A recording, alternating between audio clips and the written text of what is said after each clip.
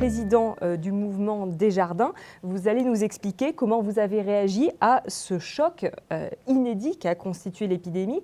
Comment, en tant que leader, vous avez dû apprendre à naviguer sur les flots de l'incertitude et si le modèle coopératif peut permettre, plus que d'autres éventuellement, de répondre à une crise de telle ampleur? Je pense que le premier message que j'ai le goût de partager à vous tous, c'est il y a 3-4 mois, il n'y a personne qui savait ce qui se passerait dans les prochains mois. Au mois de mars, ici au Québec, au Canada, on n'était pas du tout dans une compréhension de ce qui était pour arriver. Et moi, ce qui me fascine dans la réflexion, c'est à quel point, 3 mois plus tard, il y a littéralement des mythes, des intouchables dans notre organisation. Ce qu'il avait fallu que je dise au mois de janvier, que 90% des 48 000 employés du mouvement Desjardins seraient tous en télétravail au mois d'avril, en janvier, probablement qu'on m'aurait limogé ou on aurait ri de moi tout simplement comme tel. Alors, toutes les raisons pour lesquelles on ne pouvait pas faire des choses, 4 mois plus tard, 5 mois plus tard, sont tous devenues des raisons qui littéralement ne sont plus bonnes parce qu'on a fait ces choses-là aujourd'hui comme tel. Alors, je pense qu'une des premières leçons, moi, que je retire, c'est la posture qu'on a prise chez Desjardins, c'est d'accepter que les intouchables, ce qui ne pouvait jamais arriver, ben, on est capable de le faire arriver tout simplement. Puis ça, c'est une posture d'esprit ou c'est un état d'esprit dans lequel il faut se mettre, puis accepter, puis l'accueillir ça. Parce que dans l'incertitude, l'une des façons de passer à travers l'incertitude, c'est d'accepter qu'il y a beaucoup de nos croyances et de nos mythes qu'on a défendus pendant des années, des décennies, qui peuvent être renversés en un week-end, en quelques heures parfois. Et ça peut paraître déstabilisant, pas seulement pour le leader, mais aussi pour l'organisation. Nous, chez nous, il y a vraiment 5 éléments clés qu'on a mis de l'avant pour passer à travers cette crise-là. C'était premièrement la sécurité de nos membres, de nos clients et de nos employés. Ça, c'était pas négociable. Très rapidement, on a voulu mettre toutes les conditions gagnantes à ce niveau-là. La deuxième, c'était les mesures d'appui. Vous avez plus de 950 000 mesures d'appui qui ont été accordées à des membres entreprises et particuliers. Je lisais ce qui a été fait dans votre groupe. C'est à peu près la même chose ici au Québec, au Canada, que ce soit pour le prêt d'urgence, que ce soit pour l'accompagnement sur des mesures d'étalement de paiement, etc., etc. On n'aura pas assez de temps pour en parler. La troisième, c'est la gestion des risques financiers. Je pense que lorsqu'on est une institution financière, on a une responsabilité encore plus grande. On est une espèce de courroie de transmission, dans ce que disait M. Artus tantôt, entre les prêteurs et les déposants. Alors, on doit, comme courroie de transmission, être en affaires et sécuriser nos opérations. Donc, c'est le capital, c'est la liquidité. Donc, on a mis beaucoup d'emphase là-dessus. Le quatrième élément, c'est la continuité des affaires. Comment on s'assure que tous nos centres de services, nos points de service, nos caisses locales puissent continuer d'opérer, et notamment dans un mode de télétravail. Comme je le disais, on a rapidement pris la décision d'emmener tout le monde en télétravail, incluant ceux qui travaillaient dans nos caisses locales, pour être capable de poursuivre la prestation de service et amener de la sécurité pour ces gens-là. Puis le cinquième élément, c'est que nous sommes déjà depuis peut-être 7 à 8 semaines en mode de relance. Comment le mouvement Desjardins peut relancer non seulement ses activités, mais peut contribuer à la relance de l'économie du Canada, mais aussi à la relance de la société, notamment en lien avec plusieurs commentaires que M. Artus a dit, que ce soit au niveau des inégalités.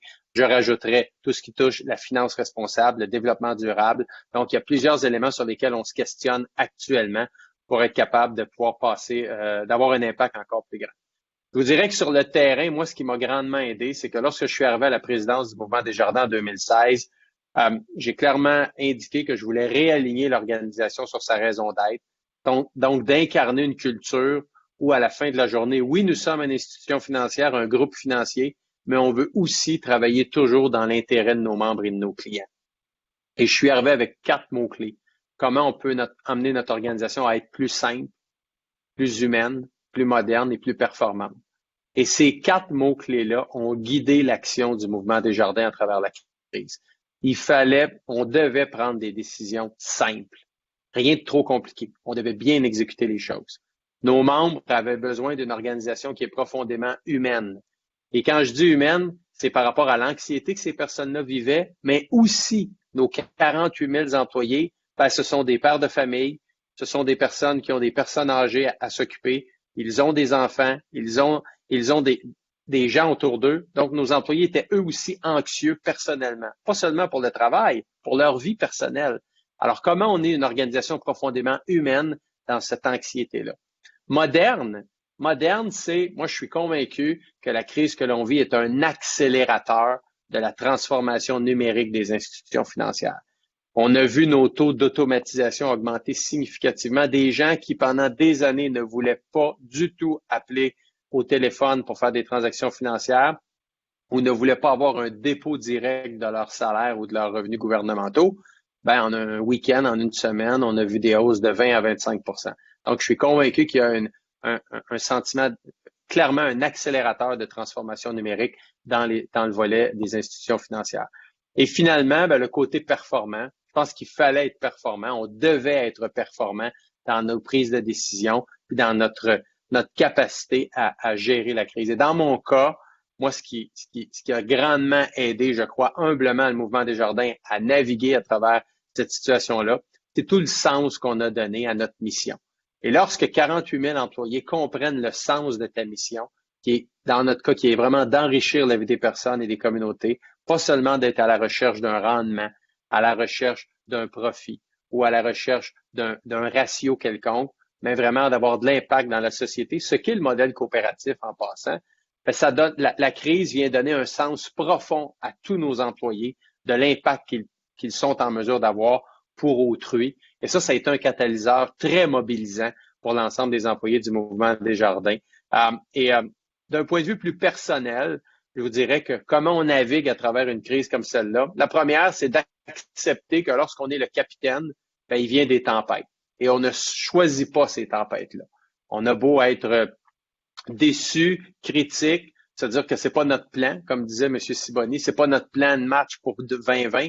À la fin de la journée, il faut se dire, ben, regardez, moi, je suis payé pour administrer la situation actuelle. Moi, l'élément qui est le plus riche comme apprentissage, c'est la capacité à décider.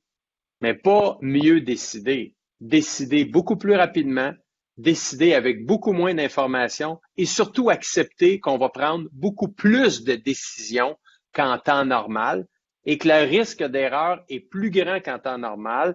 Puis je partage totalement ce que M. Sibony a dit. Il faut être authentique dans ça et accepter que, premièrement, on va se tromper, puis de se coucher le soir en se disant ça n'a pas été ma meilleure décision aujourd'hui, c'est pas grave, je me lève demain matin puis je vais continuer de mon travail.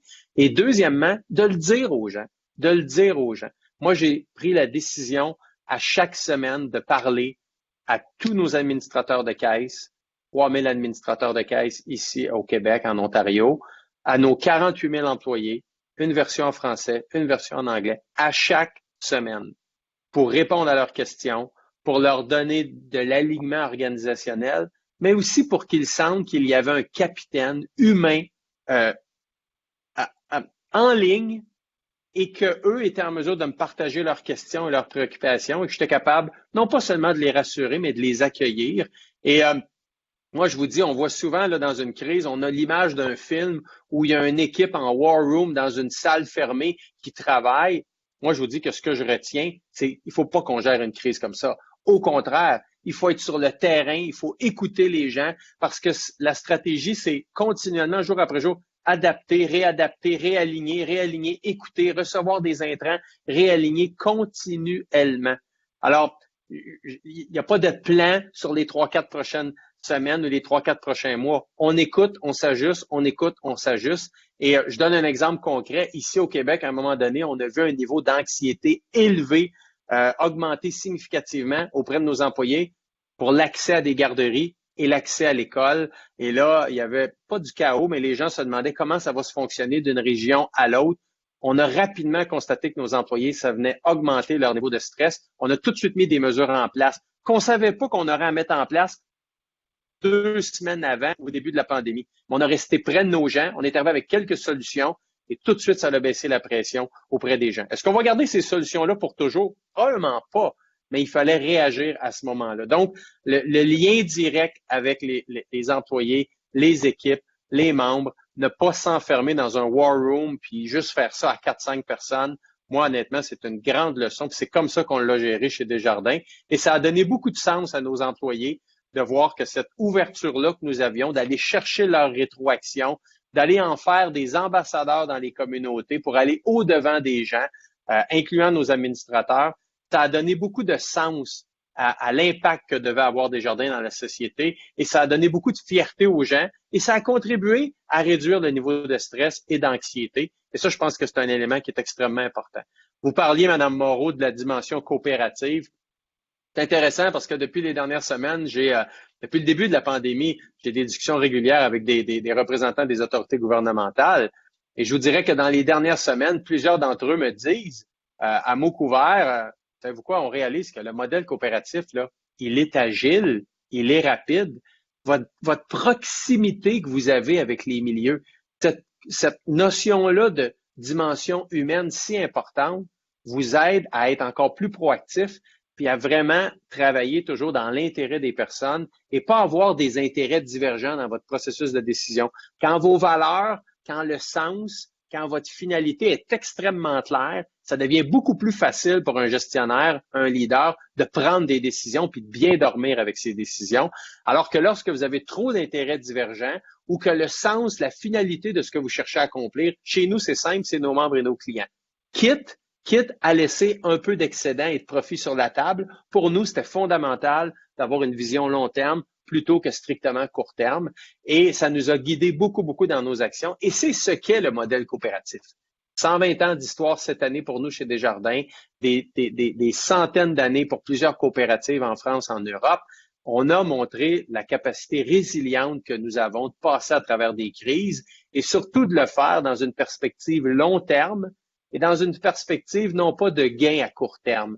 Et ça, moi, je suis convaincu, puis M. Artus en parlait tantôt, je pense que 2020 est un peu une 30-40 années de croissance économique, de capitalisme, sous une forme X. Et on a commencé à voir en 2016-2017 plusieurs gens qui commençaient à se questionner sur les dommages collatéraux de ce modèle économique-là et à la recherche d'un nouveau modèle ou d'un modèle plus inclusif. Et là, il y a plein de spéculations, il y a plein d'idées mises sur la table. Je crois que le modèle coopératif, avec la propriété partagée, avec le partage des excédents, avec la démocratie, avec un membre, un vote, répond à plusieurs attentes des citoyens d'aujourd'hui par rapport à construire cette prochaine décennie-là. Et je pense que nous sommes extrêmement bien positionnés comme modèle coopératif pour justement répondre aux attentes et aux besoins des gens pour les prochaines années, prochaines décennies, puis contribuer à cette prochaine vague, ce prochain cycle économique, je dirais même cycle de société qui va certainement nous guider pour les 20-30 prochaines années.